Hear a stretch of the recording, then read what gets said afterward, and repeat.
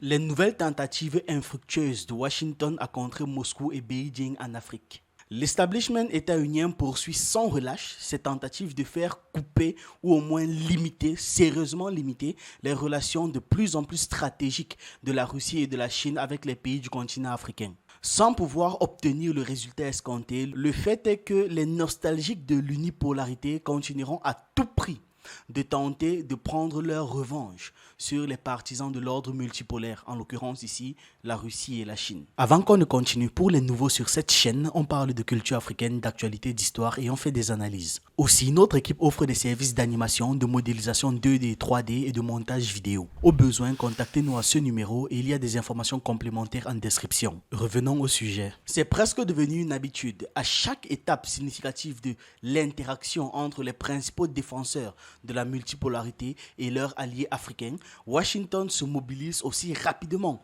pour tenter de contrecarrer ces processus. D'ailleurs, les principaux organes de propagande occidentaux comme France 24 le proclament ouvertement. Ils ont titré Anthony Blinken en Afrique pour contrer l'influence chinoise et russe. Oui, c'était littéralement le titre d'un de leurs articles. Pour les représentants américains, le défi réside dans le fait que, bien qu'étant plus astucieux que leurs alliés européens, l'arrogance définitive, distinctive, caractéristique et méprisable de cet Occident collectif ne fera qu'accentuer le revers de l'axe otano-occidental, particulièrement en Afrique, où on a bien trop souffert de nos relations avec eux. Ce défi survient donc à un moment où Washington assume officiellement le leadership de cet axe sur le continent, suite aux multiples échecs et humiliations subies par ses fidèles valets. On a bien vu les échecs de la France ces dernières années en Afrique. Ceci survient au moment où le leadership du Niger se rapproche de la Russie, offrant ainsi un nouvel élan à l'alliance entre Moscou et les membres de l'Alliance des États du Sahel. Parallèlement, dans le contexte du Sahel, le président de la transition du Tchad, très longtemps perçu comme un partenaire privilégié de l'Occident dans la région, effectue actuellement une visite officielle en Russie. En visite à Moscou mercredi, le président de la transition tchadienne a présenté ses condoléances à Vladimir Poutine après le crash d'un avion militaire russe dans la région de Belgorod. Les 74 personnes à bord de l'appareil ont péri dans ce drame. J'ai appris tout à l'heure que il y a eu un crash d'avion et vous avez perdu les 2 hommes. Je voudrais au nom du peuple tchadien et à mon nom propre vous présenter mes sincères condoléances pour ces morts et pour tous les morts de soldats.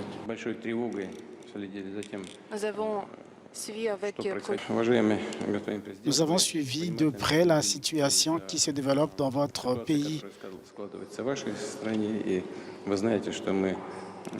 Vous savez que nous avons suivi avec beaucoup d'inquiétude ce qui se passait en termes de lutte contre les attaques terroristes et ce qui est arrivé à votre père. Nous sommes en deuil. Je tiens à exprimer à nouveau mes condoléances. Cependant, nous sommes heureux qu'il ait été possible d'organiser un référendum sur la Constitution. Je suis convaincu que les élections se dérouleront à un niveau élevé dans un avenir proche.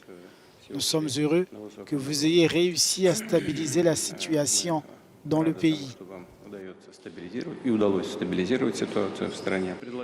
Le retour à l'ordre constitutionnel est attendu au Tchad après une transition de 18 mois. On avait déjà expliqué que Déby Fils était en phase de prendre une décision, soit de rester avec l'Occident, soit d'aller avec la Russie. Washington prend pleinement conscience du fait que confronté à ces évolutions sans précédent à l'échelle africaine, en tenant compte du renforcement de la grande alliance pro-multipolaire des BRICS, qui compte déjà 10 États membres dont 3 grands pays africains tels que l'Afrique du Sud, l'Égypte et l'Éthiopie, ainsi que plusieurs autres candidats, les défis pour l'axe occidental sont bien loin d'être résolus et ne font même en fait que réellement débuter. C'est maintenant que ça commence. Notamment en revenant sur la situation du Niger où les troupes américaines sont toujours déployées, leur présence est désormais plus incertaine que jamais, surtout après que les forces françaises ont été chassées du pays. Dans cette optique, l'establishment américain cherche donc à consolider ses relations avec les pays du continent qui demeurent soit des alliés inébranlables du bloc occidental, soit des nations qui entretiennent encore des liens très étroits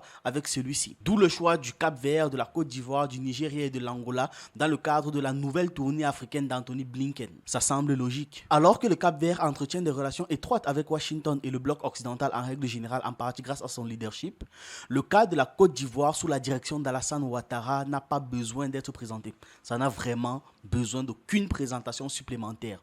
On le sait, tout le monde le sait. La Côte d'Ivoire de Ouattara demeure l'un des alliés rares et véritablement solides et fidèles de l'Occident en Afrique. En ce qui concerne maintenant le Nigeria, il est évident que l'élite de Washington, avec le soutien de ses alliés britanniques, s'efforce résolument, s'efforce plus que jamais de maintenir l'une des principales puissances du continent africain au sein de l'axe occidental. Alors que de son côté, le Nigeria ne dissimule pas son intérêt croissant pour les BRICS. Ils sont même allés jusqu'à annoncer publiquement leur désir de rejoindre les BRICS dans les prochaines années. Et enfin, en ce qui concerne l'Angola, qui est un partenaire historique de longue date de la Russie comme de la Chine en Afrique, les Occidentaux y tentent depuis plusieurs années de contrecarrer les intérêts des leaders des BRICS là-bas. Dans tous les cas, et une fois de plus, l'establishment américain a de facto bien peu de choses à proposer aux partenaires africains. Avec des volumes des échanges en baisse depuis les 13 à 15 dernières années, 142 milliards de dollars d'échanges en 2008 contre 64 milliards en 2021, loin derrière la Chine dont les échanges avec les pays africains à elles seules comptabilisent à peu près 300 milliards de dollars. Dans le cas de la Russie, les échanges avec les États africains, les États du continent, ne cessent d'augmenter. Près de 23 milliards de dollars en 2023 de la période de janvier à novembre. Et ce chiffre est en augmentation de plus de 30% par rapport à la même période de 2022. Dans l'ensemble, une fois de plus, il est clair et évident que Washington n'a actuellement aucun moyen à l'échelle africaine de rivaliser sur le plan économique avec la Chine, tout comme dans le domaine militaro-sécuritaire, où il s'efforce par tous les moyens de restreindre son interaction avec les États du continent. Tout analyste censé ne peut avoir aucun doute à ce sujet. En ce qui concerne la promesse américaine faite aux États africains, prétendant résoudre la question des livraisons de céréales et d'engrais en échange d'une réduction nette et majeure de leurs liens avec la Russie, elles se sont révélées être de simples paroles dénuées de toute valeur, de simples paroles en l'air, comme d'habitude. Ce qui est peu surprenant même d'ailleurs, car malgré toute la propagande de l'OTAN et du monde occidental quant au fait que l'Ukraine est le fournisseur clé des céréales, les chiffres et les statistiques sont encore une fois en contradiction avec leurs affirmations. La Russie pour l'instant était et reste de loin le principal exportateur mondial de blé, pendant que l'Ukraine n'était qu'à la 5e place. Et cela depuis déjà de bien longues années, bien avant le lancement de l'opération militaire spéciale. Cela souligne simplement que malgré les efforts de Washington pour restreindre les relations privilégiées entre la Russie, la Chine et leurs alliés respectifs en Afrique, personne n'est aujourd'hui dupe de la véritable nature des États-Unis, de même que personne n'est dupe de leurs tactiques trompeuses qui leur sont propres. Voilà. Et c'est la même chose avec leurs alliés européens. On connaît déjà la chanson. De notre côté, l'Afrique se rend compte de la futilité de ses relations avec Washington. L'Afrique est en train de reconfigurer ses relations mondiales dans le but de favoriser son propre épanouissement, son propre développement et prendre conscience que ses liens avec Washington sont insignifiants. Leur motivation, la motivation des Américains, sont uniquement guidées par les intérêts économiques et la domination des autres. La récente tournée d'Anthony Blinken nous l'a donc démontré à nouveau. Une fois de plus, l'Afrique veut maintenant revoir sa carte géopolitique et construire des relations internationales bénéfiques qui contribueront à sa renaissance et à son développement. Sur fond d'événements et de changements au niveau mondial, la politique étrangère de Washington est devenue inutile. Bon, ça n'a jamais été utile pour les Africains, vous me direz, et vous aurez totalement raison. Les Américains ont beaucoup de problèmes en interne. Ils en ont assez tant au niveau des relations étrangères que dans leur économie. Les dessous de la visite du haut fonctionnaire américain. L'arrivée de Blinken sur le sol africain s'explique par le désir de contrebalancer l'influence des autres puissances. Les États-Unis ont senti le danger venant de l'expansion russe, chinoise et turque sur le continent africain et essaient maintenant de trouver de nouvelles formules d'entrée, ce qui les a incités à envoyer Anthony Blinken sur place. La Maison-Blanche a cherché à tirer du continent un gain économique sans s'intéresser à ces problèmes de sécurité, souvent créés par eux-mêmes encore pour justement mieux nous piller. Ces derniers temps, Washington a beaucoup négligé l'agenda africain. Les Américains ont toujours traité les pays africains selon les principes de la carotte et du bâton. Autrement dit, ils ne se souciaient pas des crises sécuritaires qui se propageaient sur le continent. Absolument pas. Tout ce qu'ils voulaient, c'était de réaliser leurs intérêts économiques dans les zones qui sont considérées comme riches. Le fait que Washington n'a pas réussi à endiguer l'effusion de sang au Soudan malgré sa grande influence diplomatique constitue une preuve de la futilité des relations entre les États-Unis et le continent africain. On va prendre quelques exemples de moments où l'aide étrangère des États-Unis envers des pays africains a été pire, a empiré la situation initiale. Somalie, 1992 à 1995. L'invasion américaine dans le cadre de l'opération Restore Hope visant à fournir de l'aide humanitaire en Somalie. L'opération s'est très vite transformée en un engagement militaire plus vaste impliquant des combats et des pertes humaines terribles. Rwanda, 1994. La réponse internationale a servi d'essence au feu, y compris celle des États-Unis face au génocide au Rwanda.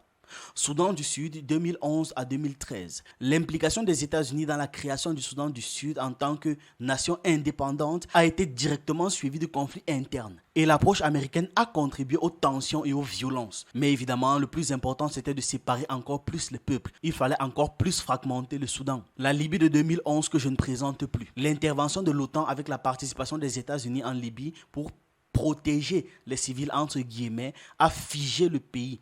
Littéralement à figer le pays dans le temps. Donc pour ma part, c'est une excellente chose que les pays africains s'éloignent de l'Occident. Je pense que nous avons compris la leçon maintenant avec les différentes expériences que nous avons eues avec eux ces derniers siècles. Dites-moi en commentaire ce que vous en pensez, on se retrouve dans une prochaine vidéo. Pour les nouveaux, sur cette chaîne, on parle de culture africaine, d'histoire, d'actualité et on s'édifie sur un ensemble de choses qui nous permettent d'anticiper et d'être prêts à toute éventualité. Je vous encourage donc à regarder nos anciennes vidéos, on a plus de 400 thèmes déjà traités et si vous voulez plus de contenu, vous pouvez vous abonner à nos autres chaînes YouTube en fonction de vos centres d'intérêt. Sur Ekima, on parle d'économie et de sciences humaines. Sur Hassani, on parle de jeux vidéo et de divertissement. Si ça vous intéresse, les liens sont en description.